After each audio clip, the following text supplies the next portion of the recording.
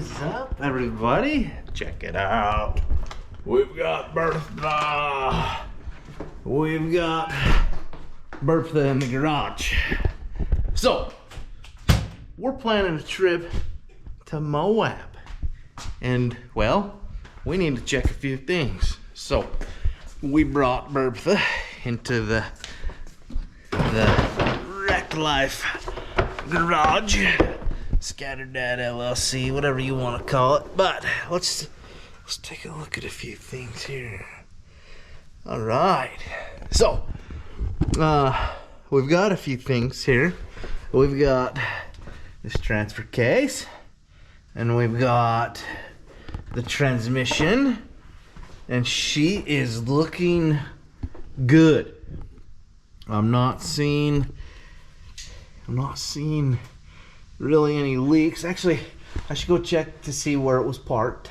Our drive line, our angle here, not our angle, but just our gap here on our drive line looks pretty good. Ooh, get that little weed out of there. I don't want that thing catching fire. But oh no, someone's coming out the door. Who is it? It's Brianna. It's Brianna. She's going somewhere. There she is. Hey, I'm going swing dancing. What the really? You go weird, huh? Dude, not my this thing, but this I got is convinced. What? For real? This is crazy. Swing dancing. Bro, seriously? I was gonna have you maybe help me bleed these brakes. Dude, maybe I'll have Mom help me when she gets back. All right, hold on a sec, folks. All right, folks, we're back. So, as you can see, those brakes aren't too bad. I mean, obviously, we could probably put new brakes on this thing, but these brakes, they're not too bad either, except for this inside piece here. I don't know. We may end up switching brakes out before we go to Moab, but in reality, we really just need to bleed the brakes. When I put the new 1-ton Dana 60 on the front, I basically had I obviously pulled the brake thingies. You know, let's roll around up here. Whoa, let's go back up here. I like this little thing. This is fun. It's actually fun underneath here too, because there's a lot of room. But anyways, when we swapped axles, obviously, you know, pulled the brakes, we drained the brakes, did all the hoo-ha things to that. And actually, he apparently redid the brakes. Oh yeah, those brakes are really good. Oh yeah. You can't really see with the GoPro, but those brakes are fantastic. So, I bled these brakes up here, but I honestly did not bleed the rear brakes. So, anyway, so check this out. We've got ourselves an air tank here. Now, you guys will have to let me know what this is. This a pressure regulator? I'll take you up here in just a second to my thing. But is this so that when this gets full or to a certain temperature, it'll shut off? Because it's hooked to the compressor, but it's just an air tank, and I've got, you know, obviously I got some hookups here for it. So that's another thing we're gonna test out. I don't need it because I have one on the Jeep, but it's always good to have a backup. So we're gonna make sure to just see if this thing will pump up tires. But other than that, I think we're ready to go. I mean, I pretty much had this thing. I kind of went through a few things and made sure I was like ready to do a few things before the transmission went out. And so once the transmission went out, it was just kind of like a long process. All right, so let's see if we can climb up here on this bumper here. She's good to us, but oh yep, she just has the 350. But I've got all these. Oh, check this out. I don't know what these two wires go to. There's a couple wires here that I think should go to some of these relays here, but I don't know where those ones go to. But yeah, the wiring. Let's see. So that's hooked to my air compressor, and then I got some air horns right here, and I've got this little pressure regulator. And I don't know if that actually works. Ew. Don't touch yourself on the radiator. But no, so there's some white wires that came up somewhere out of here. Actually, it might be this white wire. And it comes up to here, and it follows along here. Oh yeah. Okay, so that is to the pump. So that must be a little pressure regulator for that. So I need to learn a few things because I don't know much about those. So I'm gonna do some research. I'm gonna learn some stuff about the air compressors and the tank on board, because I'd like to have that set up, obviously. Now I've got a fuse. I just got to add the fuse right here.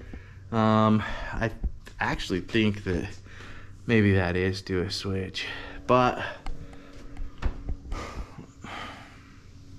I just don't know, dude. These relays right here, there's a lot of these. Are these are those actual relays so that this will work? Do I need to hook that back up somewhere? I don't even know. But for now, I do have a little spot right here where I can just put a fuse in that one right there, and that'll run my air compressor. So the only problem is obviously once I turn the key on, it's just got full power, so it's on. And it stays on. I drove it around one time. I don't know, we drove, 20, 30 miles. We just kept driving, and it just kept pumping. So I don't know if I'm leaking air somewhere, or I'm pretty sure I'm leaking air somewhere, because there's no way that, well, I take that back. We were using the air horn quite a bit because I didn't know if it would not, shut off or anything. So anyways, then I stopped after a little while and pulled the fuse. So it'll work. I just got to put a fuse in, and like I said, I just can't get it to shut off. So I need to figure that out. But yeah, as soon as my wife gets home, I guess we'll bleed the brakes. But yeah, just a quick little video on things I'm checking. I do have a problem with this particular leaf spring. This axle here, basically the way this mounts on here, these two bolts are actually part of the axle, and then I've got this U-bolt. So I don't know if actually you can tell from this angle here, this is kind of bent at an angle here, so I don't think that's very good. But my problem is this axle sits, at a certain spot, and those leaf springs kind of sit like this on that perch, and so they're not sitting forward the way they do. And this mount back here, they just kind of sit at an angle. So that other side, that top plate, is on an angle. Now this top plate here is on a similar angle, but those bolts are straight because they're mounted into the actual axle. And then these bolts here, the U-bolts, technically, if they were like those other ones over there, they'd be sitting at an angle. So we kind of had to do some shady things. As So I have to take a wrench with me and try to keep those tight because they're just not. I need a solution to that. But I've got some shims that I can maybe put in there, but I'd have to, you know, unbolt that, jack that up. Obviously unbolt the leaf springs and then put those shims in. I just don't know how much of an angle I want to put those on. So I'd have to probably, well, so they've got the bottom shims. I was thinking I could put those on the top so I could reverse it and put some shims in this way to bring that top plate a little more flat. But I don't know. I'm just learning this stuff as we go. But we're heading to Moab. We're gonna take the Jeep and we're gonna take the Suburban and we're gonna go back because the last time we took the Suburban down there, that was actually the first time we took the Suburban down to actual Moab with this trailer, but then I couldn't do anything because it broke. The transmission took on us. So we're going back, and then we're gonna go back in November for Thanksgiving. That's gonna be fun. So we'll see. Hopefully we don't break some stuff. I do need some new tires eventually. These are old, they're cracked. We're gonna go this trip, hopefully by November. Depending on how these videos do. My shorts, I've been posting a lot more shorts. Facebook, I'm kind of restricted on Facebook right now, but the Facebook monetization is actually not too bad. So anyways, follow along. We've got more square body content. Like I said, Jeep content, the Blazer. Oh yeah, we got a few things we got to do to this Blazer here. We are leaking out of the rear seal, and I've got some other vibrations up front here. I think I need to pull the cover off of this front diff and check it out. I think that part of it is, yeah, I think part of this problem here in this front end is due to the four-wheel drive system.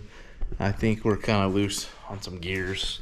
So we need to check it out because sometimes it vibrates, sometimes it doesn't. I think it's just, I don't know. We need to check it out though. So we're gonna pull that apart one of these days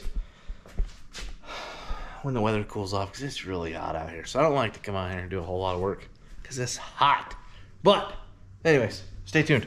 Follow along for the next video. This one's not that great. They're never all that great, but yeah. So winch works. Actually, maybe I'll try to get that roller fairly put back in.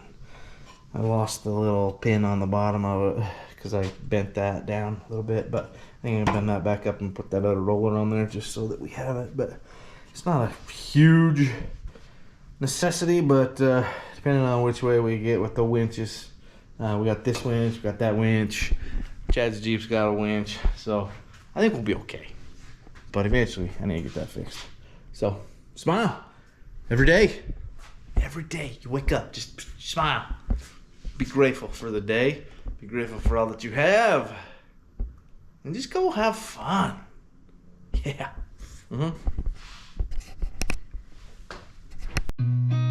I've seen a lot of change, been through a lot of pain. Some things are not the same as they were a year ago, but all will be okay. I move on each and every day. The past is where it stays, way